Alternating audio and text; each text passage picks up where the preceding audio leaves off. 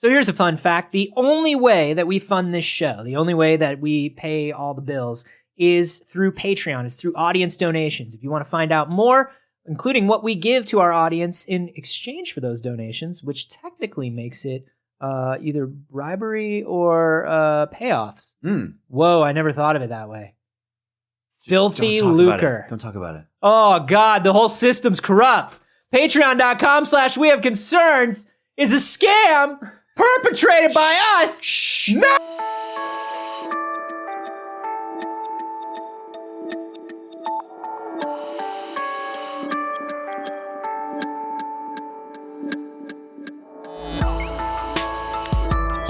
Lower your standards. I'll tell you what, buddy. I've got that tattooed on my abs. Poorly. Who cares what the tattoo artist's It's credentials are? misspelled. And that's fine. Standards with 2 E's. Standards. Yeah. But you know what? I was in and out in an hour. And I think that's all that's important. If you want to see what I've been slaving over, by the way, please go to youtube.com/acarboni. This is We Have Concerns. Hi, Jeff Canada. Hi, Anthony Carboni. Hello, concerned citizens. Data. It's the future. He's my favorite. Best Star Trek character. He's so good. He's so good. I'll tell you what. There's some writers where they really just went overboard with Data, you know? You think? Yeah, I mean, there's In what way? I don't know. There's I read this article where the Star Trek writers' room was talking about they could always tell when a new writer was pitching because half the stories Data would wants be to be a human. Data becomes a human. Data becomes a god. Data becomes that. You know what I mean? And it's all just like everybody loves Data. Well, big Data, in fact. That's the one where Data grows to like 50 times his size. Yeah. And he smacks the Borg down It's the with one one where hand. It's the one where like young Data finds a fortune telling He goes machine. to the fortune telling planet. Yeah, fortune telling planet, and he makes one wish, and then he becomes Big Data. Yeah. And he's got to run the whole thing, and like his best buddy Wesley Crusher. Yeah. he ends up starting a toy company. It's crazy. Anyway, no, Data is the future. Data. We have so much data, we don't know what to do with it. We got new ideas of what to do with it, though. This article was sent in by Frank LaBelle. He sent it to wehaveconcernshow@gmail.com. Thanks, Frank. You can also send stories to wehaveconcerns.reddit.com and discuss them with other concerned citizens. Yeah, we appreciate that. This is a really fascinating way of dealing with data. They found a way to just burn it. Just burn all your data. Listen, man, data is the new... Like burn it to a DVD or something, right? Burn it to... No, I'm talking like data... Hard drives are the new closets. Oh. And you don't need any of the shit that you have. Oh, you just throw it in the garbage. I just burn all your computers. Get rid of your data. Ground. Just live in a dataless world. Nothing. We want paperless, but we also want dataless. Yeah. Sign up for paperless delivery that is also dataless. That way... Kid comes flying in. He's like, you called? That's my one. That is your one. Just need to cool my wings for a minute. Oh, boy. You are bad. I've had 2 coffees already. You can never criticize me again. That's not true. All right. Not for this episode. So Data implants. This is the story. Oh, like an NFC chip. No chips. Directly in the data implants. Oh my God, Anthony, what have you become? You're a monster of my own creation somehow. I feel like I did this. It's the 2 coffees. I'm not obeying the rules of this podcast, and it's making it terrible. Implants. My God. Big data implants. Wow. 50-foot Brent Spiner with an NFC chip. Unbelievable. I gotta go. This episode is very enjoyable for me. No, they're literally figuring out a way to encode data in the DNA of living plants. Oh, yeah. Yeah, we, when I was doing D-News, we had a company come in. They're the company that was making the glowing plant. Yeah. But the reason they were making the glowing plant was to bring attention to their software and their hardware. And they print DNA and they use it to store data. Yeah. Like little strands of DNA. Well, here's what this article is talking about. That literally they built a computer program that resides in a plant. So what they did was they took the sequences of ones and zeros that you usually have in a computer program, and they transformed them into 4-letter DNA code. So DNA AGCT. They turned like 00 into A, 10 into C, 01 into G, and 11 into T. And so they could just binary. code. Yeah. code in binary, place it in the DNA of the plant, and they wrote the program that says hello world. You know, the classic computer program that shows that you can run something. What if they had put in the binary for hello world into the DNA thing, and they printed it, and it just printed this monster that wanted to die? Yeah, it's like it was just Little Shop of Horrors. It was just like, kill me. Would you want to say hello world? Don't you want to say hello world? Hello world, I want to die. Oh, I didn't write that part. You in the jungle, baby. we created plant Axl Rose. We created Axl Rose. See, because that's a never mind. I'm not allowed to yell at you because of all the horrible crimes that I've committed in the last 5 minutes. Yeah, thank God. But I don't have to praise you. Hey, so this is great. This is amazing. And guess what happens? Now, it doesn't affect the plant at all. The plant just grows. It doesn't affect the plant at all. What do they put it in like junk DNA, or they put it in a strand of the plant's DNA that isn't necessary for life? They put it in a tobacco plant, which seems like an odd choice. I don't know why they chose a tobacco plant. No, dude, that's hella neuromancer. That's like Gibson as hell. Yeah. Because then it's like the government's coming. Now you can smoke your data. Yeah, baby, smoke the data. They'll never find it. Yeah. That's the most cyberpunk thing I've ever heard. That is the most cyberpunk thing. How about like, what if maybe you learn that way? What if you smoke data and you could learn? You could just for like 5 minutes, you get that buzz. Yeah. Like, quick, I need to know Kung Fu. Put it in my joint. It's just like heroin that makes you smart. Yeah. But you're just laying there. I love it. We could write this movie, man. This is our movie. So check out this, what happened. So they put it in this bacterium that infected the leaf of a tobacco plant. So then what they could do was they cut the infected leaf, planted that, and grew full tobacco plants from that. And they all have Hello World in them? All have Hello World in them forever. So this isn't read-write. This is just write. So you basically, it's an archival system. So you put data into it and it will be there forever. No! So now that plant has Hello World in it forever. Giant redwoods that contain the Library of Congress. Exactly, dude. Holy shit. So all we need to do is make sure we have a planet that can sustain plant life, and we can record everything forever.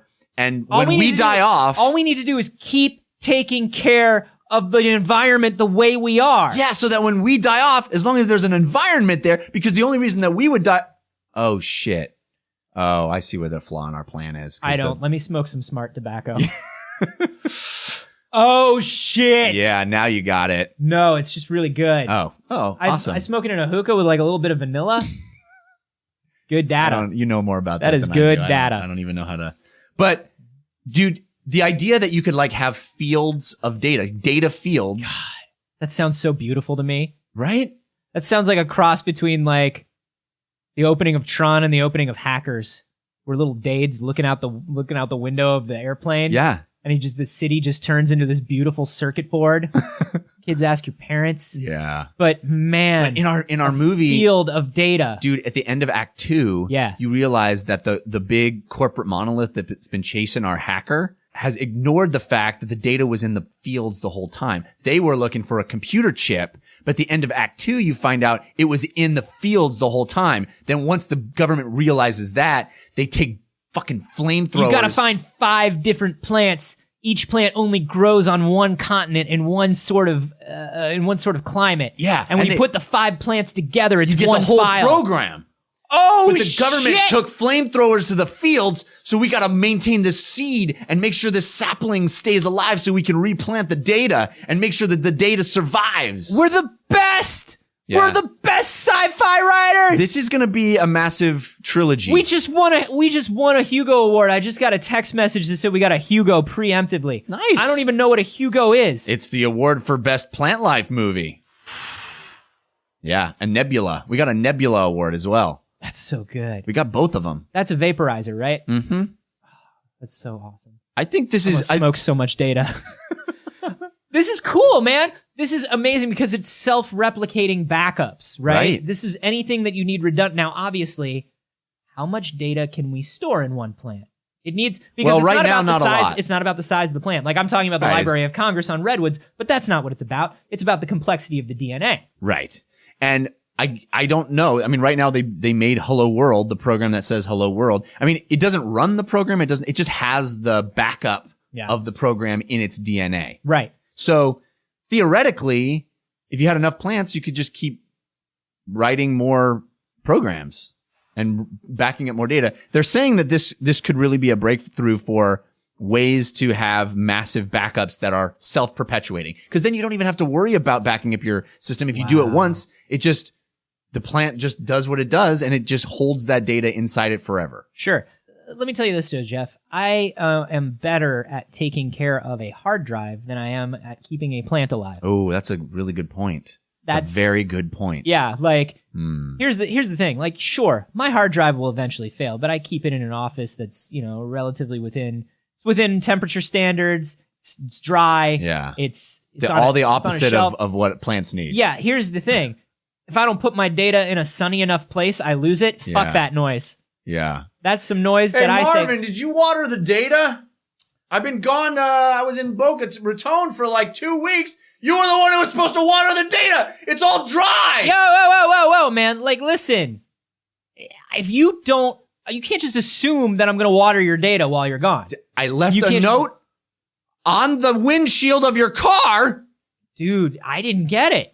I didn't get a note. Why would you leave a note on my windshield? It was in the little plant. The note was inside the plant on the windshield of your car. It's the flower. It was flowering. Oh, dude, I just used the wipers and got rid of that.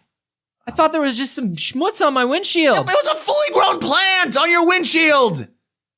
It contained the data of the note that George, I appreciate your research. You're a brilliant man. Fucking write shit down. Look at me right now. Look at me right now. Yeah. Water my plants. That's going to be gone. That piece of paper won't last 200 years. It doesn't need to. It's been 2 weeks. I just need to read it once. Well, I mean, I told you we were moving to an all fern-based communication system weeks ago. No, you didn't. Of course I did. I wrote it in the eucalyptus tree. Did you see the eucalyptus? Did you decode the eucalyptus? No, I didn't decode the fucking eucalyptus. Well, it has all of the new office policies. I put them all in the eucalyptus. I hate the eucalyptus. You ate because I'm an incredibly smart koala. And you knew this when you moved in with me. I guess that was my first mistake. We are working on our own experiments. I should never have let that koala smoke all of that data. I am just a koala in an incredibly smart helmet. And I'm trying to be the best roommate I can. Uh-huh. It took me so long to learn how to read English. I guess it's on me, Marvin. I apologize for making you conform to my human rules. It's okay. It's okay, George. Can I get on you like a backpack? Yeah. Yeah, you can, buddy. Thanks, man. This is how it's supposed to be, right? Yeah. Yeah. This is how roommates work. You think this is going to work? You think we're going to be able to have plant data?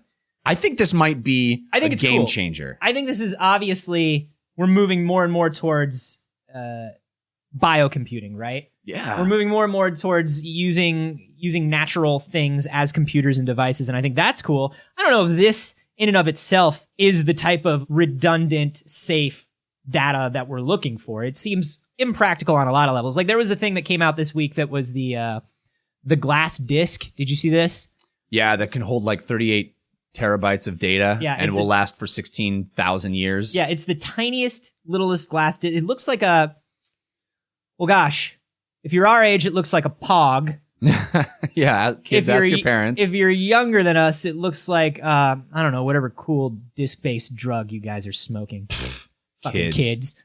With your Snapchat. Everyone smokes data now. Whatever data discs you're smoking off the dark web. Yeah. You fucking teenagers. Goddamn teenagers. But this is a tiny little disc. It's about 1 inch in diameter.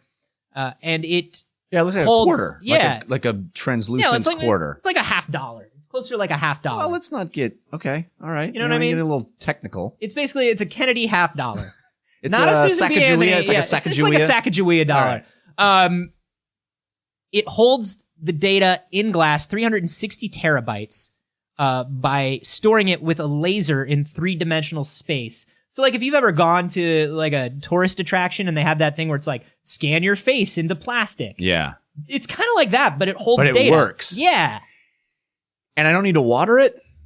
No. And not only that, it will outlive us. Like it will last until the sun goes dark, they say. Like it really will. It will outlast us. So you're saying this is better than plant data?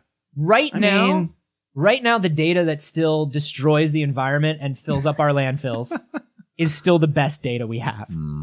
I was getting really excited about this whole like plant data thing. I love this beautiful, like, I don't know, Fern Gully-esque techno future that you're imagining because I like it that. looks cool. I like in my any mind. data that casts shade and can live by photosynthesis. I'm into. Mm-hmm. But I guess this like live forever in a tiny form and hold all the world's knowledge in my palm is also good. I guess that's also good. It's super cool, right? I mean, I you know guess. what it reminds me of? It reminds me of the end of Titan AE, where you find out that they have like the whole every little living thing that was ever on Earth, they have it like on a little disc. Well, it's fucking Superman's ice cave crystal, right? Oh yeah. That's what that is. That's what it is. It's the Fortress of Solitude. Yeah, baby. It's got all of Kryptonian knowledge on it. Right there.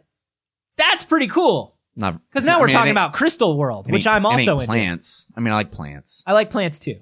Plants are nice. Maybe we'd use plants for messaging or something. Or like an accent plant that just like pulls the whole room together and adds some extra data that you maybe forgot on your synthetic disc. It could be cool for like, okay, imagine this. Here's what I'm thinking. The plants are great for things like Hello World. The Pringles can safes and things like that. Right? So think about this. Like right now, if you use two-step authentication on accounts, you probably have like these emergency codes. Like Google will give you emergency codes. Mm-hmm. It's like, dude, if you ever can't for whatever reason, like your phone gets stolen, it's in your plant.